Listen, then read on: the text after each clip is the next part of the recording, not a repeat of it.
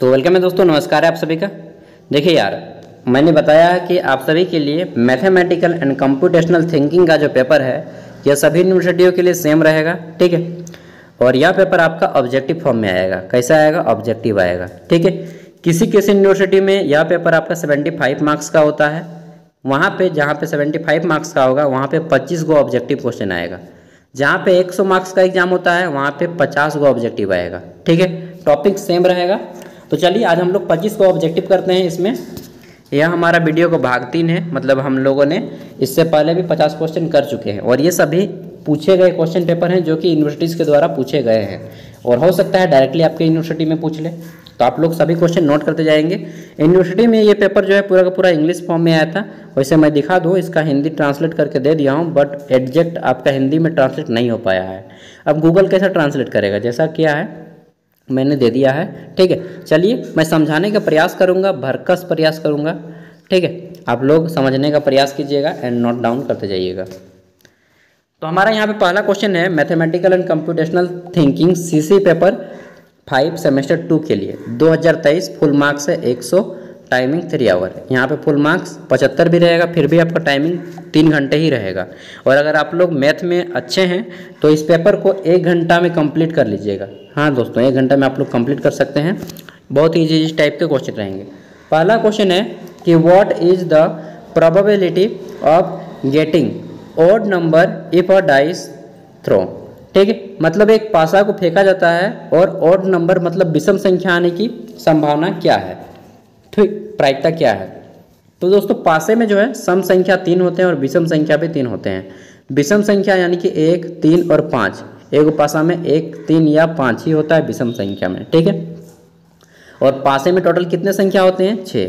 तो हम लोग क्या निकालते हैं? प्रायिकता कुल तो नंबर जितने हैं, ठीक है, अभिष्ट परिणामों की संख्या बट्टे कुल परिणामों की संख्या। तो 1, 3 या 5, तीनों को संख्या है 1, 3 और 5, तो 3 संख्या हो गया और टोटल परिणाम 6 हैं। टोटल 6 होते हैं पासे में फलक। भाग दे दीजिए तो 3 के 3, 3 दूना 6, मतलब कि 1/2। ये उसका ऑप्शन सी राइट आंसर हो जाएगा, ठीक है। आगे बढ़ते हैं। नेक्स्ट क्वेश्चन है हमारा यहाँ पे कि a dice throw twist. Twist मतलब 2 बार। एक पासे को 2 बार फेंका जाता है। What is the probability of getting 2 3s, ठीक है। तो 2 बार 3 आने की संभावना या प्रायिकता क्या है? तो दोस्तों अगर हम लोग पासे को फेंकेंगे तो 12 आ सकता है, ठीक है। 12 में से कोई भी संख्या आ सकता है। 2 बार फेंकेंगे तो 6 बार में 1 और दूसरे बार में भी 6 हो, तो 12 में कोई भी संख्या आ सकता है। जिसमें से 3 आएगा तो 2 ही बार आएगा, या तो पहली बार आए या फिर दूसरी बार आए। तो 3 2 ही बार आ सकता है, ठीक। तो यानी कि अभिष्ट परिणाम 2 हो गए और कुल परिणामों की संख्या कितनी है आपके? टोटल 12, ठीक है।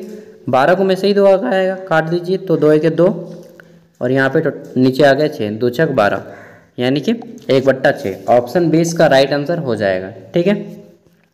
आगे देखते हैं तीसरा क्वेश्चन। बहुत ही इजी क्वेश्चन है, मतलब जो मैथ नहीं बनाए उनके लिए तो बहुत ही ज़्यादा टफ हो जाएगा। और आजकल जो ग्रेजुएशन आ गया है ना, इसमें अब वही बच्चा ग्रेजुएशन कर पाएगा जो कि अच्छे से पढ़ाई कर रहा है, ठीक है। अब नहीं कर रहे हैं तो फिर ग्रेजुएशन मुश्किल हो जाएगा। तो चलिए हमारा तीसरा क्वेश्चन है यहाँ पे कि what is the probability of obtaining 2 head, ठीक है। हेड और टेल हम लोग खेलते हैं, पट और चित। तो यहाँ पे 2 को पट आने की प्रायिकता क्या होगी, ठीक है। तो हेड मतलब चित होता है यार, टेल मतलब पट होता है। चलिए जो भी है, 2 को हेड जो होता है, देखिए अगर हम लोग एक सिक्का को what is the probability of obtaining 2 head in throw when a coin, ठीक है। तो एक सिक्के को 2 बार फेंका जाता है। 2 बार फेंकेंगे तो 4 परिणाम आएगा, ठीक है। टोटल परिणाम कितना रहेगा? 4। और 2 को हेड आएगा, 2 ही होगा, तो यानी कि काट दीजिए तो 2 1 2, 2 दूना 4, यानी कि आपका राइट आंसर क्या हो जाएगा? ऑप्शन नंबर डी 1/2, ठीक है। इसको काट दीजिएगा, ऑप्शन 1 नहीं होगा, ऑप्शन डी इसका राइट आंसर हो जाएगा 1/2। आगे देख लेते हैं। तो हमारा चौथा क्वेश्चन है कि what is the fraction of 5%, ठीक है। तो 5% का यहाँ पे पूछा है कि इसको भिन्न में बदलें। फ्रैक्शन मतलब भिन्न। तो देखिए 5% कितना प्रतिशत? 5। अगर प्रतिशत को हटाएंगे, इस प्रतिशत को हटा दीजिए तो यहाँ पे नीचे में आ जाएगा 100, ठीक है। ये हो गया आपका भिन्न। ऊपर वाला को अंश बोलते हैं, नीचे वाले को हर बोलते हैं। इंग्लिश में नॉमिनेटर, हिंदी में नॉमिनेटर, इसको डिनोमिनेटर। अब काटिए, 5 1 5 और यहाँ पे 20 25 हो, यानी कि 1/20। देखिए 1/20 किस में है, तो चौथे हमारे राइट आंसर हो जाएगा ऑप्शन नंबर 4, सॉरी बी, 1/20। पांचवा क्वेश्चन है कि what decimal of an hour is second. तो दोस्तों पूछा गया है कि 1 सेकेंड जो है 1 घंटे का कौन सा भाग है। ठीक है, तो देखिए 1 सेकेंड को भाग देना है कितना से, 1 घंटा से। तो 1 घंटा मतलब कितना मिनट, 1 घंटा ये है। इसको अगर हम मिनट में बदलेंगे तो 7 से गुना करना पड़ेगा, और इस मिनट को अगर सेकंड में बदलना पड़ेगा तो फिर 60 से गुना पड़ना। ठीक है, यानी कि 1/60 × 60 यानी कि 1/3600 सेकेंड। ठीक है, 1/3600। अब इसको भाग दीजिएगा तो आपका कितना आएगा, तो देखिए ये 2 जीरो और 1 जीरो, 3 जीरो आएगा। ठीक है, 3 जीरो 27। तो देखिए यहाँ पे 3 को जीरो यहाँ पे है, 0.00027। ठीक है, ये आपका 0.00027 राइट आंसर हो जाएगा। ठीक है, आगे देखते हैं छठा क्वेश्चन। इसमें पूछा गया है कि व्हेन 0.232323 रिवर्जन हो रहा है, बार बार रिपीट हो रहा है, तो इसको हम लोग बार लिख सकते हैं। ऐसा भी कर सकते हैं कि 0.23 के ऊपर बार, यानी कि ये 2 3 2 3 2 3 2 3 2 3 2 3 आते रहेगा। ठीक है, कभी ख़त्म नहीं होगा। तो इसको जो है आपको भिन्न में बदलना है। तो सिंपली जब आता है ना बार, तो हम लोग करते हैं 23, जैसे ये 0. इसका बार है तो इसका 99 आ जाएगा। ठीक है, 23/99। तो देखिए 23/99 कहाँ पे है, ऑप्शन सी।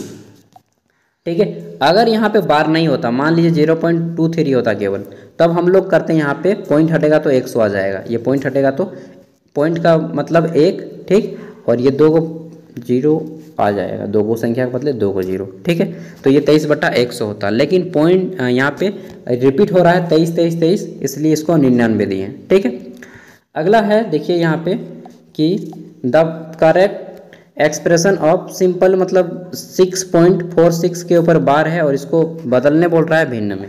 तो देखिए इसको लिखिए सिंपली आप लोग 646, ठीक, बट्टा मैंने बताया बार का मतलब 99। ठीक है, तो 646/99 देखिए कहाँ पे है, ये देखिए ऑप्शन बी इसका राइट आंसर हो जाएगा। ठीक, नेक्स्ट क्वेश्चन देख लेते हैं। तो अगला क्वेश्चन है, इसको भाग देना है। दोस्तों इसको जब भाग दीजिएगा, ठीक है, ये क्वेश्चन थोड़ा सा टफ दे दिया है, 8 नंबर क्वेश्चन, तो इसको भाग दीजिएगा तो आपके पास आएगा 2.5। ठीक है, 2.5। आगे देख लेते हैं। तो नेक्स्ट क्वेश्चन हमारा क्या है, यहाँ पे इसको जो है आपको फ्रैक्शन करना है। फ्रैक्शन कैसे होगा, तो देखिए ये आपका इस साइड में है, ये इस साइड चला जाएगा x यहाँ पे, यानी कि x = क्या हो जाएगा, ये क्रॉस मल्टीपल होगा 14 अरे भाई साहब रुको यार, ये हमारा x हो गया, x = इधर, ये वाला x इधर चला गया और ये यहाँ पे चला गया, यानी कि 14.4 गुने 0. कितना है 144। ठीक, बट्टे आ जाएगा ये 144। जब इसको भाग दे दीजिएगा तो आपका राइट आंसर आ जाएगा यहाँ पे 0.0144। ठीक है, ये आपका राइट आंसर हो जाएगा। आगे देख लेते हैं। तो हमारा नेक्स्ट क्वेश्चन है क्वेश्चन नंबर 10। देखिए ये आपका वर्ग वर्गमूल से है। तो वर्ग वर्गमूल इसको बहुत ईजी है, 9 हटेगा तो कितना आएगा, 3 आएगा, यानी कि 19 में 3 गया तो कितना बचा, 16, √16। ठीक, √16 का कितना निकल के आ जाएगा, 4। ठीक है, अब 21 + 4 जोड़ दीजिए तो 25 हो गया, √25 मतलब 5। ठीक, अब 41 में 5 घटेगा तो कितना होगा, 41 में 5 घट जाएगा तो 36 हो जाएगा, यानी कि √36 = 6। इसका देखिए ऑप्शन सी इसका राइट आंसर हो जाएगा। बहुत ही ईजी क्वेश्चन है। अगर आप लोग SSC MTS का एग्जाम दिए होंगे आप में से कोई, तो आपको पता चला होगा, नहीं दिए हैं अगर आप देंगे तो आपको SSC MTS में इस टाइप से क्वेश्चन देखने को मिलेंगे। ठीक है, इस टाइप से एकदम लल्लू लल्लू।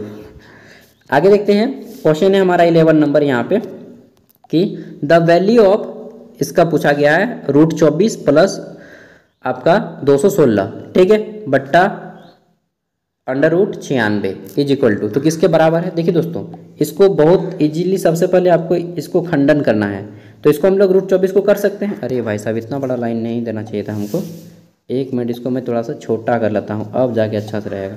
हाँ देखिए ये आपका कितना है √24, तो आप लोग √24 को इस तरह से कर सकते हैं 6 गुने √6 गुने 4 ये कर सकते हैं, प्लस √216 को कर सकते हैं √6 गुने कितना हो जाएगा 6 गुने इसको भाग दीजिएगा, 6 होती है 18 और यहाँ पे 3 36, 6 गुने 36 ये हो जाएगा, बट्टा ये 96 को अभी 6 से डिवाइड कीजिए तो आपका हो जाएगा 16 छक 96, 6 गुने 16। अब देखिए 6 6 6 सभी में कॉमन है, यानी कि यहाँ पे √6 जो है आपका कॉमन आ जाएगा।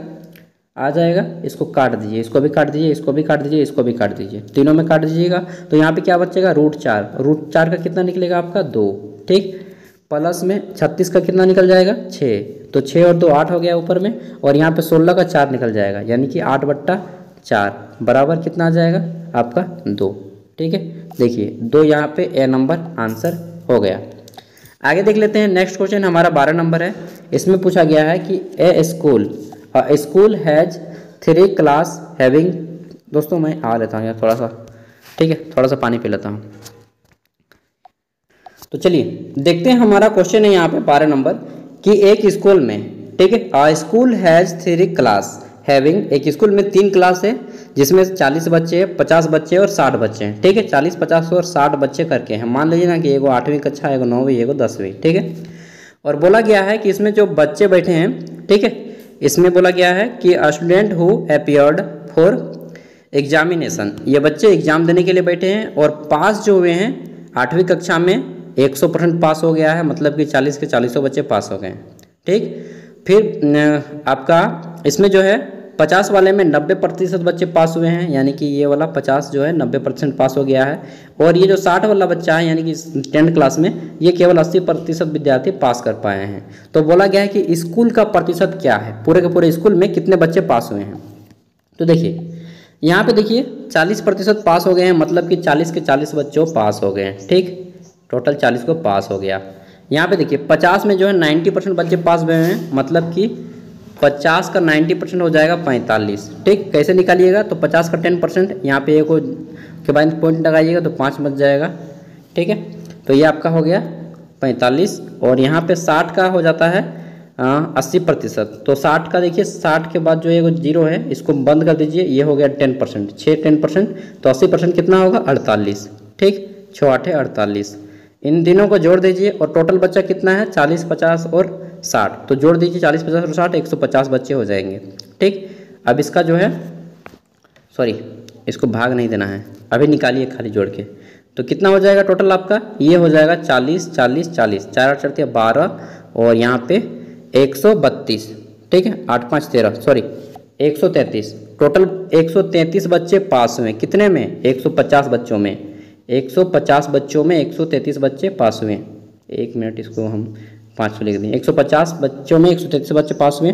अब देखिए इसको निकालने का एक तरीका है कि 150 = 100%, ठीक, ये 100% बच्चे हैं पूरे के पूरे स्कूल में, इसमें से हमारे 133 बच्चे पास हैं, इसका कितना प्रतिशत आएगा ये आपको क्रॉस मल्टीप्लाई कर दीजिए, 100 × 133, ठीक है, और ये आपका x इधर जाएगा और 50 भाग दे दीजिएगा, ठीक है, 150 को 100 × 133 बट्टा 150, ये आपका आ जाएगा राइट आंसर 88.2/3, ठीक है, डी नंबर।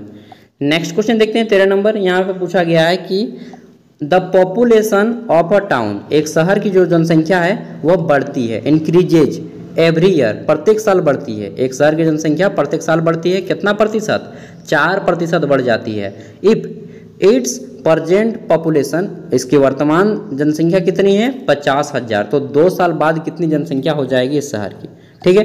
अभी 50,000 लोग रहते हैं मान लीजिए रांची में, ठीक, 50,000 के यहाँ पे रहते हैं रांची में, 2 साल बाद कितनी हो जाएगी यदि 4% बढ़ता है। तो दोस्तों मैंने एक ट्रिक बताया अभी आपको कि देखिए कोई भी संख्या, मान लीजिए ये 50,000 है, इसका पहले 10% कैसे होगा, तो 50,000 में जो अंतिम संख्या है इसको यहाँ पे पॉइंट लगा दीजिए, तो ये हो गया 10%। अगर 2 के बाद लगाएंगे तो ये हो जाएगा 1%, ठीक है। तो 2 को पॉइंट लगाइए 50,000 के बाद, तो यहाँ पे आपका कितना आ जा रहा है 500, क्योंकि पॉइंट के बाद 0 का वैल्यू नहीं होता है, संख्या होता तो संख्या का वैल्यू होता, यानी कि 50,000 का 1% कितना हो गया हमारा 500, तो 2% कितना होगा 1,000, 4% कितना हो जाएगा आपका 500 को गुना कर दीजिए ना 4 से, तो ये आपका आ गया 2,000, ठीक है। यानी कि 2,000 रुपया पहले साल में बढ़ा, तो 2,000 रुपया पहले साल में बढ़ा, मतलब कि अगर 2023 में 50,000 जनसंख्या है तो 2024 में कितना हो जाएगा 52,000, 2,000 बढ़ गया, ठीक। तो 52,000 हो गया। अब दूसरे साल में क्या होगा, तो 52,000 में फिर इसका 4% बढ़ेगा। 52,000 जनसंख्या हो गया हमारा, अब इसका 4%, तो इसको एक 0 पॉइंट लगाएंगे तो ये 10%, फिर यहाँ पे हमारा आ जाएगा 1%। 1% मतलब 520, ठीक है। तो 4% कितना होगा आपका, हो जाएगा 2080, 2080 हो जाएगा, ठीक है। अब 2080 जोड़ दीजिए, तो यहाँ पे 52,000 और 2,000 54,080। देखिए 54,080 किस में है, तो इसमें है 54,080, ठीक, बी नंबर में। आगे देख लेते हैं, तो हमारा 14 नंबर क्वेश्चन है, the cost of an item, ठीक है, वाज 75 रुपीज़। कोई भी एक वस्तु है, उसका दाम कितना है, 75 रुपया। The cost was first increase by 20%, ठीक। 75 टका का एगो समझ लीजिए मुर्गा बिका रहा है, ठीक है, 1 किलो मुर्गा 75 रुपया में। पहले मुर्गा के रेट में 20 रुपया की वृद्धि होती है, ठीक, फिर मुर्गा के रेट में 20 रुपया की कमी होती है। तो पूछ रहा है कि मुर्गा के दाम में घटा या बढ़ा, कितना क्या हुआ 75 रुपया में, वो बताना है। अल्टीमेटली घट गया या बढ़ गया, ठीक है। तो पहले 20% बढ़ता है दाम, फिर 20% घट जाता है। तो देखिए 75 रुपया का 20% कितना होगा, पहले ये निकालिए, ठीक है।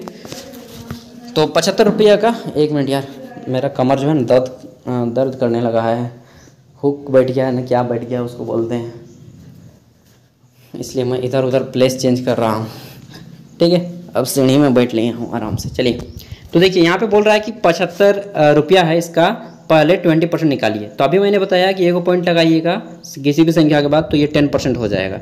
तो 7.5 हो गया है इसका 10%। 20% कितना होगा, 7.5 का 2 गुना कर दीजिए, तो ये हो जाएगा 15 रुपया हो जाएगा 20%, ठीक है। तो पहले जो है 20% बढ़ जाता है, 75 रुपया था पहले, और 15 रुपया 20% मतलब 15 रुपया बढ़ गया, कितना हो गया 90 रुपया हो गया, ठीक है। अब मुर्गा का दाम 15 रुपया हो गया, ठीक है। यार कल मैंने खाया है मटन, लेकिन आज फिर मुर्गा खाने का मन कर रहा है क्या बताऊँ, मन लालची है। अब बोल रहा है कि इस 90 रुपया में 20% रुपया फिर मुर्गा का दाम घट गया, ठीक है। तो इसका 20% कितना होगा, पहले 10% निकालिए, तो 90 का 10% कितना हो जाएगा 9 रुपया। एक के बाद पॉइंट लगाएंगे तो 9 रुपया। इसका 20% कितना होगा, जब 10% 9 रुपया, तो इसको 2 से गुना कर देंगे तो ये आपका 18 रुपया हो जाएगा 20%, ठीक है। तो 90 में 90 रुपया दाम हो गया अब मुर्गा का जी, तो इसमें अब 18 रुपया घटा दीजिए, क्योंकि 20% कम हो गया। तो अब कितना बच जाएगा 72 रुपया, ठीक है। तो मुर्गा का दाम अल्टीमेटली आपका 72 रुपया हो गया, ऑप्शन बी। 15 नंबर क्वेश्चन है कि फॉर अ सर्टेन आइटम, चलिए जो भी है यार सर्टेन है, कर्टेन है। For a certain item if a seller given 25% discount, ठीक, देन हिज प्रॉफिट इज 25%। देखिए एक दुकानदार है मान लीजिए, ठीक है, और क्या बोल रहा है कि इफ अ सेलर 25% डिस्काउंट, वह 25% का डिस्काउंट देता है, छूट देता है, फिर भी उसे जो है 25 रुपया छूट देता है, फिर भी उसे 25% का फायदा होता है, ठीक है, 25% का फायदा होता है। तो पूछ रहा है कि what will be the profit if he give, यदि वह 10% का छूट देता तो उसे कितने प्रतिशत का फायदा होता, ठीक है। तो देखिए मान लीजिए वस्तु का दाम कितना था 100 रुपया, ठीक, और वह कितना में बेच रहा है, तो वह आपको छूट दे रहा है 25% का। तो 100 का 25% कितना हो जाएगा 25, यानी कि 75 रुपया में बेच दिया। अब भी इसको जो है ये 75 रुपया में बेच रहा है ना, फिर भी इसको जो है कितना % का फायदा हो रहा है 25% का। मतलब ये जो 75 रुपया है 125% है, 75 रुपया में बेच दिया 25% छूट देके, तो ये 75 रुपया जो है कितना % है, 75 रुपया 125% है, ठीक। तब ना ये इसको 25% फायदा हो रहा है बेचने के बाद भी, ठीक, सही है। अब इसका 100% निकाल लीजिए, तो जब 125% बराबर इतना, तो 100% बराबर कितना, तो इस तरह से निकाल दीजिए x, इसको क्रॉस मल्टीपल कर दीजिए, 100 से गुना कर दीजिए 75 को, ठीक है, और भागा दे दीजिए 125 को। अब कट जाएगा 25 तिया 75, 25 पचे 125, ठीक। अब इसको भी काट दीजिए 5, ये 20 से आ गया, ठीक, तो 20 तिया 60, ये 60 रुपया जो है पैसा है, यानी कि 60 रुपया में वह वस्तु को खरीदा था, 75 रुपया में बेच दिया, 100 रुपया दाम रखा था, ठीक है, 100 रुपया का स्टिकर सटा था, 75 रुपया में बेच दिया, फिर भी उसे 15 रुपया का फायदा हो गया। समझ गए। अब यदि वह 10% का छूट रखता, कितना परसेंट का छूट रखता, ठीक, तो 10% का छूट रखता तो उसे कितना प्रतिशत का फायदा होगा। देखिए यदि 100 रुपया का स्टिकर है, इसमें 10% का छूट रखता, मतलब कि कितना भी बचता, 100 रुपया का था वस्तु, ठीक, और 10% का छूट, यानी कि यहाँ पे एक पॉइंट लगाएंगे तो 100 का 10% कितना हो जाएगा 10, यानी कि 10% छूट देंगे 100 रुपया में तो 90 रुपया में बेचेंगे। और उसका वस्तु का वास्तविक मूल्य क्या है जो अभी हम लोगों ने निकाला, 60 रुपया। तो 60 रुपया जो है, ठीक, 90 रुपया कितना ज़्यादा है, 30 रुपया ज़्यादा है, और इसका यह आधा है, मतलब कि 50% है, 50% है ना, तो 50% का प्रॉफिट कमा रहा है। समझ रहे हैं। देखिए कितना फ़ायदा में रहता है इन लोग दुकानदार लोग, साड़ी वगैरह जो भी बेचने लाता है, ठीक है, तो ये 50% निकल जाएगा। देखिए दोस्तों, अगर आपका मैथ थोड़ा सा भी स्ट्रॉन्ग है तो आप लोग पकड़ लीजिएगा, और अगर मैथ कमज़ोर है ना तो फिर दिक्कत होगा, डेफिनेटली दिक्कत होगा, इस बात को भी मैं मानता हूँ, ठीक है।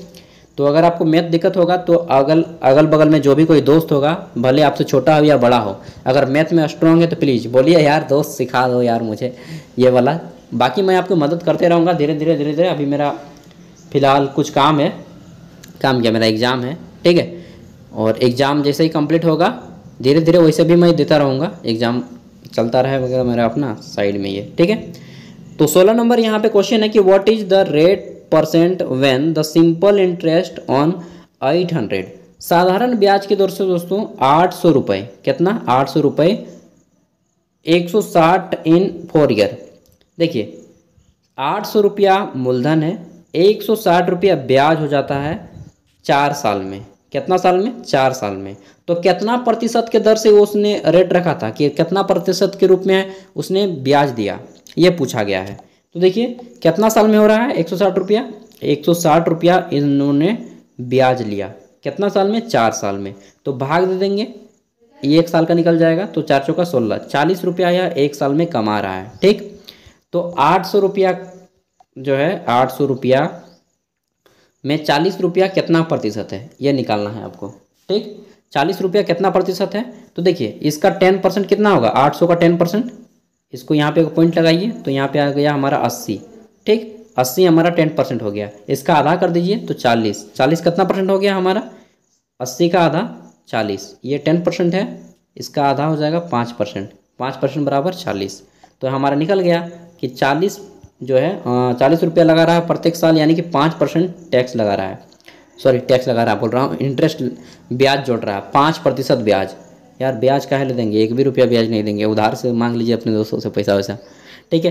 देखिए सिंपल इंटरेस्ट का एक फॉर्मूला है, साधारण ब्याज का सिंपल इंटरेस्ट PRT/100, P से प्रिंसिपल यानी कि मूलधन, R से रेट यानी कि दर, T से टाइम यानी कि समय, ठीक है, बट्टे 100। इस विधि से भी आप लोग निकाल लीजिएगा, बहुत ही ईजी से निकल जाएगा।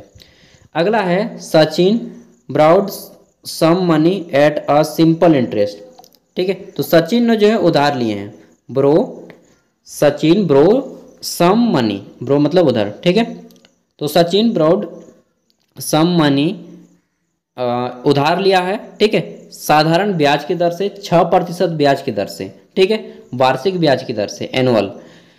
ही रिटर्न 15,600 रुपया, कितना दे रहा है, 15,600 रुपया दे रहा है, ठीक है। और उसने जो ऋण लिया था 12,000 का ऋण लिया था, लेकिन उन्होंने 6% बोला था। अरे भाई जैसे मुझसे ले लिया आप ऋण, ठीक है, सागर जी से आपने ऋण ले लिया, कितना, 12,000 टका हम दे दिए आपको कि चलो भाई साहब दे दीजिएगा, ठीक है। आपने पैसा तो लौटाया, कितना लौटाया, 15,600 रुपया लौटाया टोटल। हमने बोल दिया था कि भाई 6% ब्याज लेंगे हम, बोला ठीक है दे देंगे। तो कितना साल में लौटाया ये पूछ दिया, ठीक है, 15,600 रुपया तो हो गया, लेकिन कितना साल में वो निकाला बोला है। तो देखिए दोस्तों यहाँ पे 2 तरीका है, पहला रैंडम विधि, मतलब कि आप अपने मन से निकालिए जैसा निकलना है, और दूसरा है फॉर्मूला मैंने बता दिया है आपको। तो देखिए कितना ज़्यादा है, 12,000 रुपया था, ठीक, और कितना है इधर 15,600 रुपया हो गया मेरा ऋण, सूद मूल मिला के, ठीक, इसको मिश्र धन बोलते हैं, अमाउंट बोलते हैं इंग्लिश में। तो 15,600 रुपया हो गया, यानी कि कितना ज़्यादा हो गया, 3,600 रुपया हमारा ज़्यादा हो गया, 3,600 रुपया हमारा ज़्यादा हो गया, ठीक है। कितना प्रतिशत, 6%। तो 12,000 का 6% निकालिए पहले। मैंने बताया है कि किसी भी संख्या का प्रतिशत निकालना होगा। तो 12,000 ये हमारा है, एक पॉइंट लगाएंगे तो ये 10%, लेकिन हमको 6% निकालना है तो 1% निकाल लेते हैं। 1% कितना हो गया, 120। दो को के बाद पॉइंट लगा दिए ना, तो हमारा 120 रुपया हो गया। ठीक है, एक संख्या के बाद पॉइंट लगाइएगा तो 10%, दो संख्या के बाद तो 1%। तो 120 रुपया हो गया 1%। तो इसको 6 से गुना कर देंगे तो कितना परसेंट हो जाएगा, 12 छक 72, यानी कि 720 रुपया हो जाएगा 6%। 12,000 का 6% कितना हो जाएगा, 720 रुपया। मतलब कि 720 रुपया हम एक साल में ब्याज जोड़ते हैं। ठीक है, तो टोटल ब्याज कितना बना है हमारा, 3600 रुपया बना है। ठीक, कितना साल में बन जाएगा, तो भाग दे दीजिए, 0 0 कट गया, इसको और काट दीजिए। तो दोस्तों 72 पचे आपका जो है कितना हो जाएगा, 72 पचे 360 हो जाएगा। अगर आप ऐसा नहीं कर पाएंगे तो इस तरह से कर सकते हैं, 3600 डिवाइडेड बाय 720, ये इसको काटिए, फिर काट दीजिए, 12 पचे 60, 12 छक 72, 12 से काट दीजिए, कट जाएगा। फिर इसको काट दीजिए, तो 12 24 12 36, ठीक, 3 और यहाँ पे 0 30, फिर काट दीजिए, 6 पचे 30, ये आपका 5 आ गया आंसर। ठीक है, तो राइट आंसर हो जाएगा। 5 साल बाद घुमा रहा है यार, इतना साल कोई उधार देगा बताइए तो नहीं मिलता है यार, मुंह बोली इतना साल तक उधार दीजिएगा, वो गाली देके पनिया देगा आदमी आपको। मुश्किल से 1 साल, मुश्किल से, बहुत मुश्किल हुआ तो 1 साल, उसके बाद आदमी जान ले लेगा उधार दीजिएगा। अगला है कि राहुल पेड 9,600, राहुल 9,600 रुपया जो है इंटरेस्ट ऑन अ लोन, एक लोन लेता है, 5 साल पहले लिया था। ठीक है, 16% ब्याज की दर से लिया था, 5 साल पहले लिया था, मतलब कि 2018 में लिया था, अभी 23 चल रहा है। ठीक है, अब पूछ रहा है कि उसका ब्याज कितना हो गया। ठीक है, ये पूछ रहा है, और यहाँ पे सिंपल इंटरेस्ट बोला है, साधारण ब्याज। तो देखिए यहाँ पे कितना साल का, बहुत ईजी है, 5 साल के लिए कितना परसेंट, 16%। एक साल में 16% जोड़ता था। ठीक है, तो 5 से गुना कर दीजिए, 5 साल का कितना हो जाएगा, 80%, यानी कि 80% उसका खाली सूद बन गया है। अब देखिए 9,600 रुपया, 9,600 रुपया का 10% कितना होगा, यहाँ पे पॉइंट लगा दीजिए, तो 960 रुपया हो जाएगा 10%, 960 रुपया हो जाएगा 10%। ठीक, इसको 8 से गुना कर देंगे तो हमारा 80% आ जाएगा, ये 80% निकाल दीजिए, तो कितना आ जाएगा, यहाँ पे 8 से गुना कीजिए, 8 छक 48 के 8, हाथ में 4, हाथ में 4 रह गया, और यहाँ पे 8 9 72 और 4 76। ठीक है, ये 768, और इसमें 0 लगा दीजिए तो हो गया 7,680, 7,680। और हम कितना लिए थे उधार, 9,600 रुपया लिए थे, 9,600 रुपया लिए थे उधारी, और हमको कितना घुमाना है, 7,680 ना, यही घुमाना है जी। तो जोड़ दीजिए टोटल 0, ये आपका 8 आ गया, या 6 12 2 हाथ में 1, और 9 7 16 और 1 17, यानी कि 17,280 रुपया। देखिए कहाँ पे है, अरे भाई साहब यहाँ पे पूछा है, अरे यार सॉरी दोस्तों मैंने अच्छे से नहीं पढ़ा क्वेश्चन को, सॉरी। देखिए 5 वर्ष के लिए लिया था ब्याज, कितना परसेंट दाम से, 16% दाम से। ठीक, और इसका पूरा ब्याज हो जाता है 9,600, मिश्रधन ये 9,600 है, तो कितना रुपया उन्होंने ऋण लिया था वो चीज़ पूछा है, कितना रुपया इन्होंने ऋण लिया था। तो देखिए ये कितना परसेंट हो गया, 16 पचे 80%, 80% तो इसका सूदे बन जाता है। ठीक, और पहले से 100% ऋण लिया था, 100% लिया जाता है हमेशा, तो कुल मिला के 180% यहाँ पे जो है इसका 180% दे दिया है। 180% बराबर कितना है, 9,600। ठीक, ये क्वेश्चन और इजी बनेगा, मैंने उतना लंबा बनाया। तो 100% बराबर क्या होगा, 100% इज इक्वल टू एक्स, इसको गुना कर दीजिए इधर से, तो आपका आ जाएगा 9,600। ठीक, गुने कितना, 100, ठीक, बट्टा 180। अब इसको भाग दे दीजिए, तो 0 0 कट गया, 18 पचे 90, कटेगा नहीं, अभी रुकिए यार, 18 पचे 90 काट दिए, तो कितना बचा यहाँ पे 6, अब नहीं कट रहा बस। तो इस तरह से आप लोग बना लीजिएगा, मतलब यहाँ पे स्पेस नहीं बन रहा, 12,000 रुपया आपका आ जाएगा। ठीक है, आगे देख लेते हैं। हमारा अगला क्वेश्चन है कि एन अमाउंट, एक राशि है कितना, 6,500 रुपया, एट अ सिंपल क्वार्टरली। देखिए दोस्तों, क्वार्टरली मतलब समझ लीजिएगा, यह होता है त्रैमासिक, 3 महीने पे जो लिया जाता है उसको त्रैमासिक बोलते हैं, ठीक है। तो 3 महीने के हिसाब से यह सूद जोड़ रहा है भाई, हम तो ऋण देंगे लेकिन 3 महीने के हिसाब से हम सूद जोड़ेंगे प्रत्येक 3 महीना में, ठीक है। और अमाउंट 6,500 रुपया का ऋण लिया, ठीक है, साधारण ब्याज की दर से, लेकिन प्रत्येक 3 महीना में कितना इंटरेस्ट 8% एनुअल। ये जो 8% दिया है ये 8% साल में जोड़ रहा है, यानी कि एनुअल में कितना हो जाएगा 3 महीना का, ये साल में 12 महीना होता है, ठीक है। यानी कि 3 महीना करके 4 बार होगा, इसको भाग दे दीजिए, यानी कि 2%। प्रत्येक महीना में प्रत्येक 3 महीना में 2% जोड़ेगा तो एक साल में 8% हो ही जाएगा, ठीक है। यानी कि ये ले लिया है ऋण 2%, बोल रहा है कि हम लोग 2% ही लेंगे, 6,500 रुपया का 2% ऋण लेंगे प्रत्येक 3 महीना में, और यह 2.5 साल के लिए लिया है, ठीक है। Will be held how much in 2.5 year, तो 2.5 साल के लिए लिया है ऋण, ठीक है।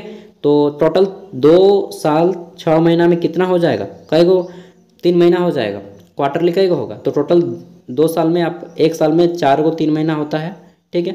2 साल में 8 गो और आधा साल में 2 गो, मतलब कि 10 बार ये ऋण देगा, ठीक है। कितना बार, 10 बार, कितना % करके, 2% करके, यानी कि टोटल 20% इन्होंने ऋण देगा, ठीक, 20% ऋण देगा।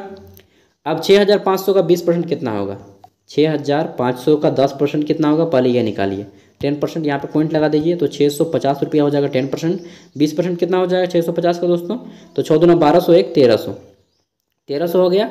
अब इसको जोड़ दीजिए, ये इतना ऋण हो गया इसका 2.5 साल में, तो 0 0 0 0, ठीक है, 0 0 0 0 0 0, 5 3 8 4 1 7, यानी कि 7800 रुपया हो गया। देखिए ये डी नंबर राइट आंसर हो जाएगा, ठीक है। मैं समझ सकता हूँ आपकी दुख तकलीफ यार, जब मैथ नहीं बनता है ना तो दिमाग का दही हो जाता है, ठीक है। तो कोई बात नहीं, आप लोग धीरे धीरे प्रैक्टिस करते रहिए, बूंद बूंद से घड़ा भरता है, और मैथ आपको स्ट्रॉन्ग तो करना ही पड़ेगा, अब कोई उपाय ही नहीं है। अगला है अ सम ऑफ ₹4,000, 4,000 रुपया का बोला गया है कि अमाउंट जो है 4,600 हो जाता है कितना साल में, 1 मिनट रुकिए। A sum of ₹4,000 amount 4,600 in 5 year at a certain rate of simple interest, ठीक, what would be amount if the rate of interest is increasing 3%। देखिए 4,000 रुपया हमने ऋण लिया था और 4,600 रुपया हो जाता है 5 साल में, अगर इसमें और 3% के हिसाब से हम लोग जोड़ लेंगे तो कितना रेट हो जाएगा, ठीक है। तो देखिए यहाँ पे कितना रुपया हमारा ऋण लग रहा है, 4,000 और 4,600, यानी कि 600 रुपया हमारा ऋण लग रहा है कितना साल में, 5 साल में, यानी कि 1 साल में कितना लगा, भाग दे दीजिए तो आ जाएगा 12 5 60, ठीक, और एगो 0, यानी कि 120 रुपया प्रत्येक साल हमारा ऋण लगता है, ठीक है। 5 साल में 600 रुपया हो जाता है, ठीक है, यहाँ तक समझ गए। यानी कि 4,000 का 120 रुपया निकालेंगे, 4,000 का 120 रुपया कितना होगा, देखिए 4,000 जो है 120 का कितना प्रतिशत है, तो यहाँ पे 10% आ जाएगा, 1 पॉइंट लगाएंगे तो हमारा आ जाएगा 400, बहुत ज़्यादा है, और 1 पॉइंट लगा देते हैं तो हमारा आ जाएगा यहाँ पे 40 रुपया, 40 रुपया हो गया हमारा 1%, 4,000 का 1% 40 रुपया, यानी कि 120 कितना हो जाएगा, तब 3 से भगा दीजिए 40 को, 40 को 120 से, यानी कि 3% बराबर है हमारा, यहाँ पे 3% हो जाता है, 40,000 का 3% कितना हो जाता है दोस्तों, तो 40,000 का 3% हो जाता है हमारा 120। देखिए मैं फास्टली कर सकता हूँ, ठीक है, लेकिन मैं आपको समझाने के प्रयास से कर रहा हूँ, नहीं तो मैं तो यार मुझे कॉपी पेन का भी ज़रूरत नहीं पड़ेगा, इतना फास्ट मेरा मैथ तो हो ही चुका है, ठीक है। तो आप लोग को भी हो जाएगा, इसलिए ये मत सोच लीजिएगा कि यार तो आपको खुद नहीं आता है अच्छे से। देखिए दोस्तों पहले मैं मैथ सॉल्व कर लेता हूँ, नहीं तो ऐसा नहीं होता है कि मैथ बिना सॉल्व किए आप बना दीजिएगा, ठीक है। तो आपको सीखना पड़ेगा अगर आपने नहीं जानते हैं तो। चलिए कोई बात नहीं, मैं ऐसा इसलिए कहा ताकि आपको ये ना लगे कि मुझको नहीं आता है, ठीक है, और आपको कुछ समझना भी है, मुझे नहीं आता है, फिर भी बस इस तरह आप वीडियो देख सकते हैं कि यार चलो कुछ नहीं, कम से कम क्वेश्चन पेपर हुआ तो दिखा रहा है कि किस टाइप से क्वेश्चन वो आता है, ठीक है। अगर आपको समझ में नहीं आ रहा है, क्योंकि मैथ जो है जनरली समझ में नहीं आएगा अगर आपको बेस मजबूत नहीं है तो, ठीक है। तो यहाँ पे समझ गए कि 4,000 से 600 रुपया हमारा बढ़ जाता है, 120 रुपया प्रत्येक साल में लगता है 3% की रेट से, ठीक। और यहाँ पे 3% यदि हमारा लेता तो कितना होता, तो दोस्तों 3% के लिए रेट से ले रहा है तो हमारा 5 साल में 600 रुपया हो रहा है, और 3% के रेट से लेता तो और 600 रुपया बढ़ता। डेफिनेटली बात है कि 3% से हमारा 600 रुपया बढ़ रहा है, और 3% से लेंगे तो हमारा और 600 रुपया बढ़ेगा, मतलब कि 4000 में हमको 1200 रुपया जोड़ना पड़ेगा, मतलब 5200 हो जाएगा, यानी कि ऑप्शन सी इसका राइट आंसर हो जाएगा। आगे देख लेते हैं, हमारा अगला क्वेश्चन है the compound interest on ₹30,000 at 7%, ठीक, पर एनुअल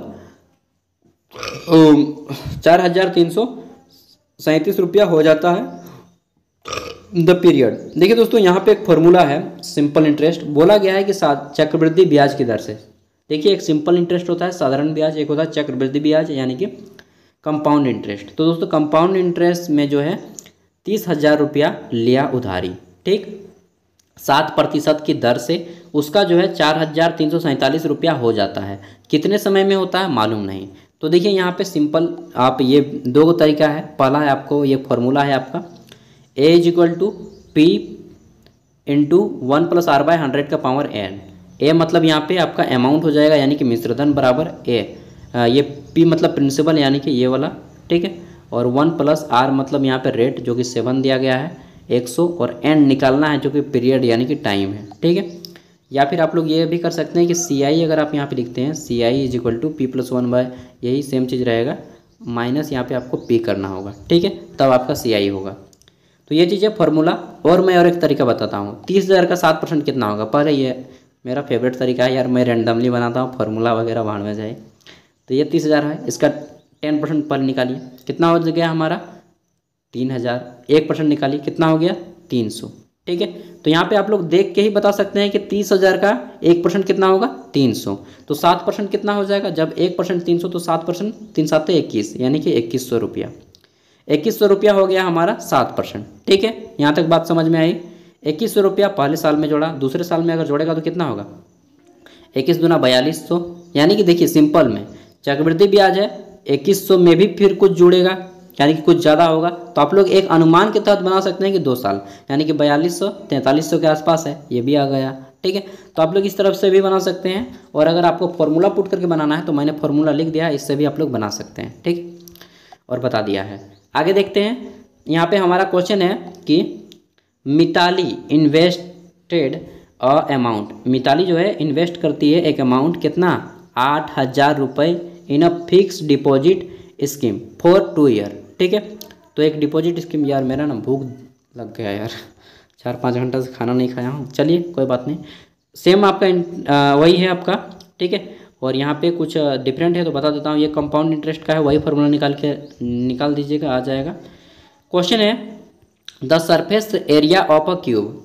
और देखिए दोस्तों, जिनको इंग्लिश पढ़ने नहीं आता है वो अपना इंग्लिश मजबूत कर लीजिएगा, क्योंकि अब आपका जो है सेमेस्टर 2 में एक इंग्लिश का पेपर होगा, इंग्लिश एंड कम्युनिकेशन स्किल, ठीक है। तो ये पेपर बहुत ही ज़्यादा, मतलब क्या बताएं, जो इंग्लिश नहीं जानते उनके लिए माँ बाप याद दिला देगा मतलब जो बच्चा इंग्लिश नहीं जानता है, मैथ नहीं जानता है, वो अब ग्रेजुएशन तभी कर पाएगा जब वो सीखेगा इंग्लिश, नहीं सीखेगा तो आप ग्रेजुएशन नहीं कर पाएंगे। एक उपाय है इग्नू से आप ग्रेजुएशन कर सकते हैं, लेकिन कुछ समय में वो भी जो है ये रूल फॉलो कर देगा। अभी चल रहा है, अभी चलने दे रहा है, लेकिन जब होगा वहाँ पर भी रूल फॉलो हो जाएगा, और फिर वहाँ पर भी इंग्लिश वगैरह आ जाएगा। तो जिनको नहीं आता है और आप लोग को लगता है कि यार मैं नहीं सीख पाऊँगा, ऐसा तो बातें नहीं कि नहीं सीख पाएंगे, सीख पाएंगे, ठीक है, डेफिनेटली सीख पाएंगे। लेकिन अगर आपको फिर भी मन नहीं कि मुझे इंग्लिश नहीं सीखना है, फिर भी मुझे ग्रेजुएशन करना है, और मैथ भी नहीं सीखना है, फिर भी मुझे ग्रेजुएशन करना है, तो आप लोग इग्नू में एडमिशन करा लीजिए। मैं सब रास्ता बता दे रहा हूँ, ठीक है, सभी पासे आपके सामने खोल के रख दे रहा हूँ यार, आपको जो करना है कर लीजिए। 23 नंबर है the surface area of a cube. दोस्तों क्यूब मतलब घन, ठीक है, एक घन का जो है यहाँ पे surface area cube, the surface area of a cube is 150 centimetre it of volume, ठीक है। तो यहाँ पे पूछा गया है इट्स वॉल्यूम इज, तो इसका यहाँ पे देखिए पूछा गया है कि यहाँ पे आपका surface area of a cube, एक क्यूब दे दिया है, इसका 150, घन का क्षेत्रफल है 150 सेंटीमीटर स्क्वायर, ठीक है, कितना है सेंटीमीटर स्क्वायर है घन का संपूर्ण पृष्ठ क्षेत्रफल, और घन का संपूर्ण पृष्ठ क्षेत्रफल कितना होता है 6a², ठीक है। तो यहाँ पे ये बराबर ये है 6a² बराबर आपका 150 सेंटीमीटर है। इसको भाग दे दीजिए, 6 इधर गुना इधर आके भाग आएगा तो कितना आएगा चौका छः 6 दूना 12, ठीक, चौका छः 6 दूना 12। यहाँ पे कितना हो गया हमारा 3 बचा, तो यहाँ पे 30 आ गया, मने इसको कर लीजिएगा, तो आपका 6 पचे 30 यानी कि 25 आ गया, ठीक। अब ए स्क्वायर केवल बच गया क्योंकि ये 6 इधर भाग गया होगा, तो इधर जब ए स्क्वायर टूटेगा तो इधर आके रूट में आएगा, तो 25 रूट बराबर 5, मतलब कि इसका भुजा जो है, घन की भुजा कितना है 5 है। अब इसका वॉल्यूम निकालने बोल रहा है, तो वॉल्यूम, घन का आयतन कितना होता है, वॉल्यूम मतलब आयतन, तो घन का आयतन होता है ए क्यूब यानी कि 5 का क्यूब बराबर 125, तो 5 गुने 5 गुने 5, 3 बार 5 से गुना कीजिएगा यानी कि 5 का क्यूब बराबर 125 सेंटीमीटर क्यूब, ठीक है। अगला है 24 number, a volume of a 2 cube. देखिए 2 घन दिए हैं, उसके जो है आयतन दे दिया है, आयतन कितना है 8:23, 8:27 जो है इस घन का आयतन है। तो दोस्तों घन का आयतन क्या होता है, अभी मैंने बताया ए क्यूब यानी कि 8 का क्यूब, ठीक। तो यहाँ पे क्यूब कितना हो जाएगा, इसका 2 निकलेगा, और 27 का कितना निकलेगा 3, यानी कि 2:3 इसका जो है भुजा है। 2 एगो की भुजा है, एगो घन का, और एगो घन का 3 भुजा है। अब पूछ रहा है इसका जो है रेशियो कितना होगा सरफेस का, यानी कि क्षेत्रफल का। तो दोस्तों सरफेस का क्षेत्रफल कितना होता है 6a square, 6a square ratio 6a square, ठीक। यहाँ पे आपका एक जगह पे एगो में 2 रखिए, एगो में 3 रखिए, तो यहाँ पे a का क्यूब होगा, मतलब कि आपका स्क्वायर होगा, मतलब कि यहाँ पे ऐसा कीजिए यार, 6 1 मतलब 2 गुने 2, ठीक है। ये मैं आपको समझाने के लिए बोल रहा हूँ। फिर यहाँ पे 6 गुने आपका 3 गुने 3, तो यहाँ पे आ जाएगा 3 तिया 9, 6 54, 3 तिया 1 मिनट, 6 तिया 12, 12 24 बढ़ती 36 होता है यार, 3 तिया 9, 6 बार 6 तिया 18, 18 36 54, सॉरी 54 आएगा यहाँ पे, ठीक है। और यहाँ पे कितना आएगा, नहीं तो ऐसा भी कर सकते हैं, 6 6 काट दीजिए, 6 6 तो कटिए गया, वही अच्छा रहेगा, 6 6 कट गया। अब कितना आया ऊपर में 2 दूना 4 और नीचे में 9, यानी कि 4:9। देखिए 4:9 कहाँ पे है, ऑप्शन डी इसका राइट आंसर हो जाएगा 4:9, ठीक है। 25 नंबर क्वेश्चन है, इसको आप लोग सॉल्व करके बताइएगा। मैं क्वेश्चन पढ़ रहा हूँ, a compound proposition that is always dash is called a tautology, ठीक है। तो इसको आपको आंसर बताना है, नेक्स्ट वीडियो में हम बता ही देंगे। तो ये थे पूरे के पूरे 25 क्वेश्चन।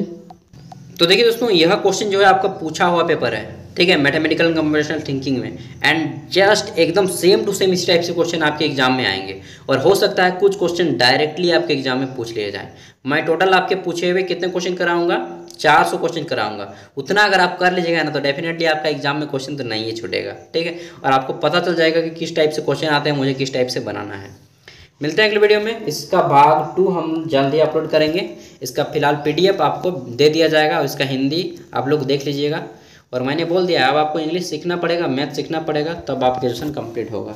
और ग्रेजुएशन अब वैसे नहीं होगा, मैट्रिक की तरह फिर से पढ़ना होगा बस। तो एक तरह से क्या बताएं, हंसी भी लगता है, एक तरफ से रोना भी लगता है यार, कि जो बच्चे काम करके पढ़ रहे हैं उनके लिए तो फिर से दिक्कत हो जाएगा। तो जो लोग काम करके पढ़ रहे हैं वो इग्नू में एडमिशन करवा सकते हैं आप लोग, और बाकी यहाँ से पढ़ना है तब तो आपको क्लास करना ही पड़ेगा, ठीक है। अगर आप थोड़ा सा शार्प माइंड के हैं तो आप लोग मेरे वीडियो देखकर भी आप लोग क्लास में इजीली एग्ज़ाम पास कर सकते हैं, ठीक है, और अच्छे खासे मार्क्स भी ला सकते हैं, क्योंकि मैं आपको वही सारे क्वेश्चन करा देता हूँ जो आपके एग्जाम में आते हैं, ठीक है। तो मिलते हैं अगले वीडियो में, और एग्जाम से पहले मैं सभी सिलेबस कंप्लीट कराने का कोशिश भरकर प्रयास करूँगा। Thank you, bye.